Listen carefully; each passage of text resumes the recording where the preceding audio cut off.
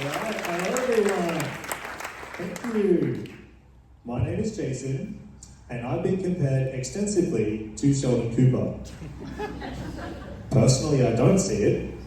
For a start, I work at the Hunter Medical Research Institute behind the John Hunter Hospital, and I work in immunology labs with respiratory viruses, and I test novel therapeutics. So that means I do real science.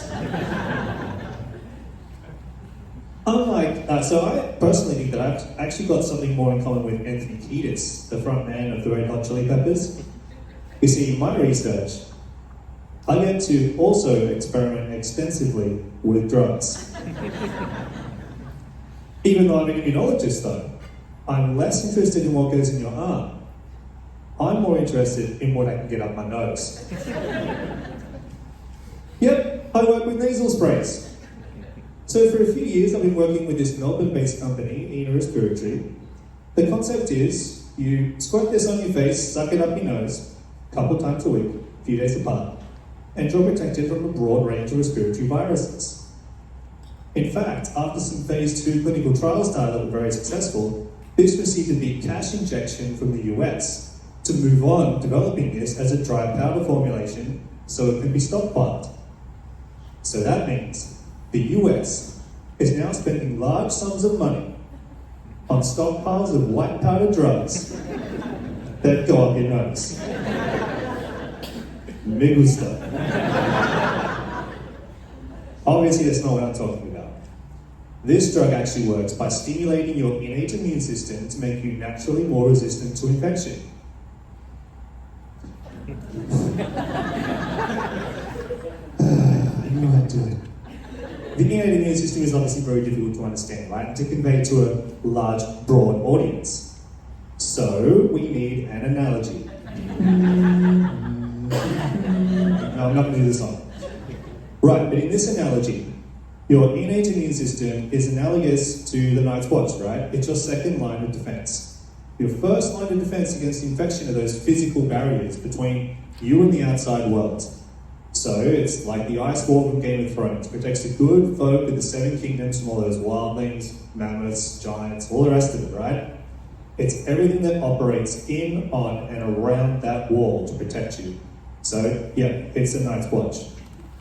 You're born with your innate immune system functioning as is today, and it responds rapidly to a broad range of infections. It's a separate arm of your immune system to the adaptive immune system or memory immune system that's exploited by things like vaccines. That arm of your immune system takes days to kick in, right? And it's more analogous to Stannis Baratheon swooping in at the end of the battle to claim a strategic win. But how do I put this in the context of your respiratory tracts, right? Up your nose. Well, right there is your epithelium, right? That's your ice wall. That's what separates your body from the outside world and the air that you breathe. And if you zoom right in on those epithelial cells that line your respiratory tract, you'd see there's a number of sentinels that line those cells. Here I've just used this some generic Night's Watch cosplayer to depict our toll-like receptors. So these are little molecules that detect infectious pathogens and mount your immune response. The human genome encodes for about 10 of these. But the star of tonight's show is this dynamic duo, the Sam and John, the ones we care about, the toll-like receptor 2,6 dimer. So what our nasal spray does is it brings down these little activators of this dimer so that they're armed essentially with dragonglass or Valerian steel, so that they're primed and ready to respond efficiently to infection when it does occur. I should also state that there are some receptors hidden away inside the cells on these things called endosomes, but we don't want to harm those because they're somewhat inflammatory. So what actually happens when this drug activates this receptor? Well, this is the response after just 6 hours. This is some hardcore data, all right? This is quite complicated. But every one of those little red dots, it's analogous to a Night's Watchman grabbing his sword and his shield and manning the wall, right? So the further to the right it is on the graph, the more activated it is, and the higher it is, the less chance it's due to just random probability, right? So everything in this little red box is an activated immune response marker. After just 24 hours, in the absence of infection, most of this subsides. So the nights watch, they get bored, there's nothing happening, so they pack up their gear and they go back to their frozen beds. That's without infection. If you do encounter an infection within a week of this dose, of your last dose, the response is awesome. It's organized, it's enhanced. Basically, this is what happens. Everything that's in blue, there we go, that's an antiviral immune response marker that's enhanced over and above what you would normally produce in response to the virus infection alone without the drug. So what we have is a well-tolerated nasal spray that activates your innate immune system to make you resistant to infection. But I haven't shown that yet. What actually happens to viral load in your respiratory tract? So we've tested this in our labs at HMRI in the context of coronavirus infection, and what we see is reduced viral load in the respiratory epithelium.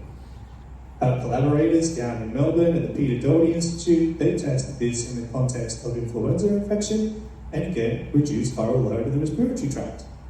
In our labs, I've shown in the context of coronavirus infection, again, same deal. This elevated immune profile makes you more resistant to virus infections across a broad range of respiratory viruses. But how does this compare to what's already on the market?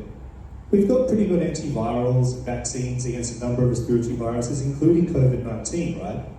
But something like this addresses two main issues in the market. The first is that viruses are mutational masters. They can quickly adapt resistance to things like antivirals, so we have to use them very sparingly. The second, it takes a really long time to develop stuff like this in the event of a new outbreak. So with things like antivirals and vaccines, you've got to get them through research and development, clinical trials, manufacture, scale-up hurdles. It takes a really long time. And with vaccines, you've got to contend with the conspiracy nuts and anti-vaxxers. And who knows in the event of a new outbreak whether we'll have Kevin Rudd on hand to call up the Pfizer CEO and get our hands on some vaccines like ScoMo's older, better brother.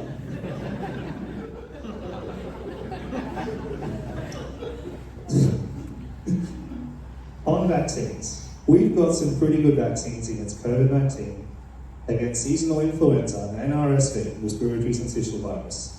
The issue is that still leaves about 200 other respiratory viruses that we know already infect the human respiratory tract and cause disease.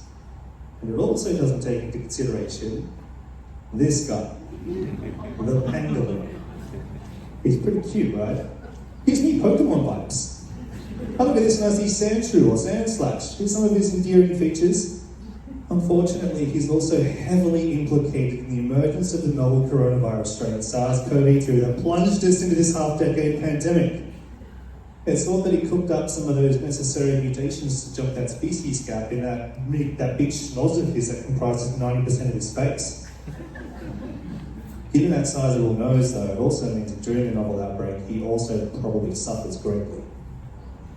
Don't worry, he's not dead. He's just a soot.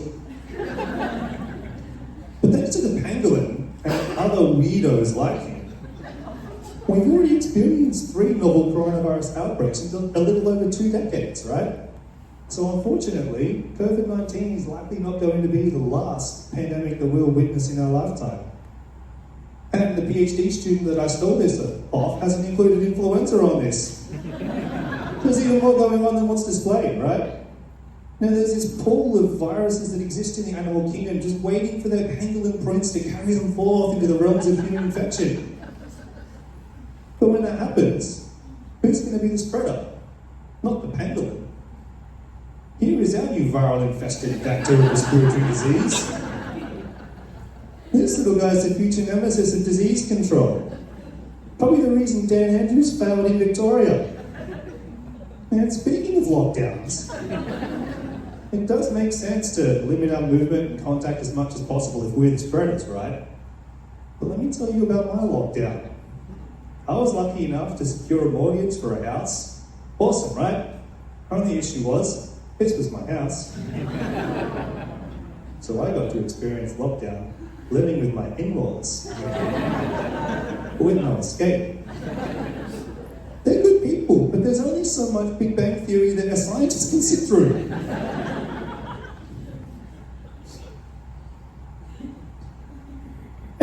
pretty soon, hopefully, lockdowns will be a thing of the past, because in Australia, we'll have things like this nasal spray to protect us. Or if you're in the US. I don't know if that borer is constituting it. If it doesn't happen, we can always resort to conventional disease control mechanisms like keeping our hands and surfaces clean. But the virus is in the air, right? So we'll need to mask up again. We were very good at that, weren't we? Speaking of missing the whole fucking point. Maybe we could go back to stockpiling toilet paper again. Or we could do what they've done with other respiratory pathogens and just remove the disease vector from the equation.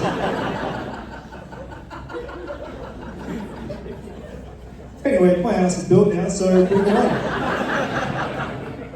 Thank you for listening to my talk about our nasal spray, and thank you to everyone that I work with, some of which are here tonight.